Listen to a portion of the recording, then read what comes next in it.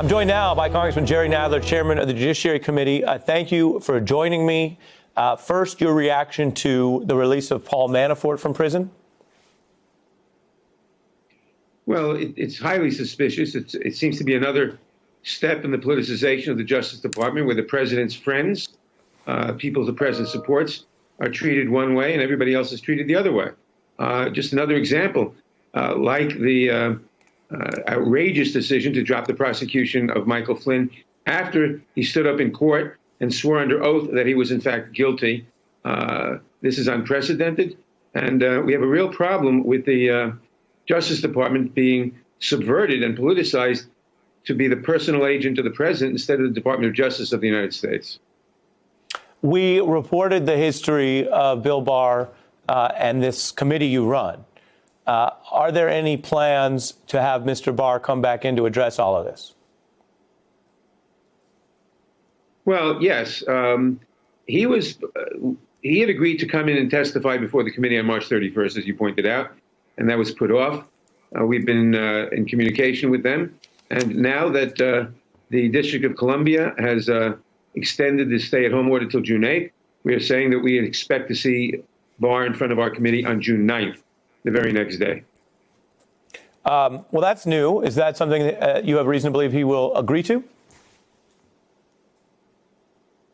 Well, he hasn't agreed to it yet, but we will do what we have to do, whether that's a subpoena or whether that's deciding the Department of Justice doesn't really need all the appropriations it's getting, or the Office of the Attorney General doesn't need its appropriations.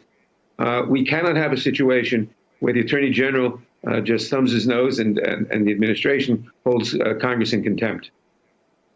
Very interesting. So your view is, as a practical matter, Washington formally reopens there June 8th, and you're demanding Barr come back on this effectively overdue hearing on June 9th, and if he doesn't, you're prepared to use the power of the purse or subpoena to make it happen.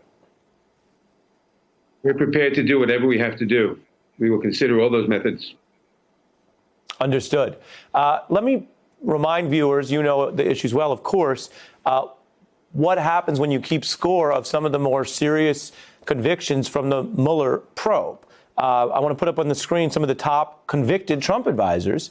Manafort, as mentioned, was incarcerated. Now he's effectively released on home confinement or called home quarantine. Mike Flynn had pled guilty, and now there's an effort to have him drop the case. Interestingly, Michael Cohen was initially supposed to get home confinement. His prison reportedly had much more of a coronavirus outbreak than Manafort's, where it was zero, and that has been basically interfered with at this point. He remains incarcerated. Mr. Chairman, do you view this as an active set of steps to use the Justice Department and the Bureau of Prisons to reward people who were effectively loyal to Trump and also to punish those who were not? Clearly, that is clearly the case. And you see this in exactly what you just pointed out about the Manafort on the one hand, Cohen on the other hand.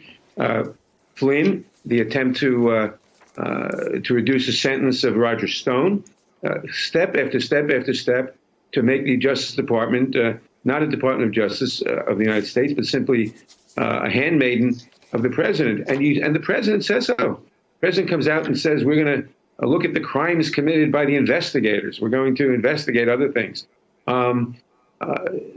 That's why we have to have Barr in front of us on the 9th to get to the bottom that they are subverting the Department of Justice into a personal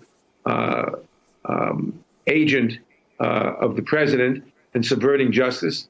And that's completely contrary to the interests of justice in the United States. We cannot have a Department of Justice that is not impartial and that serves the personal interests of the president and not the interests of justice.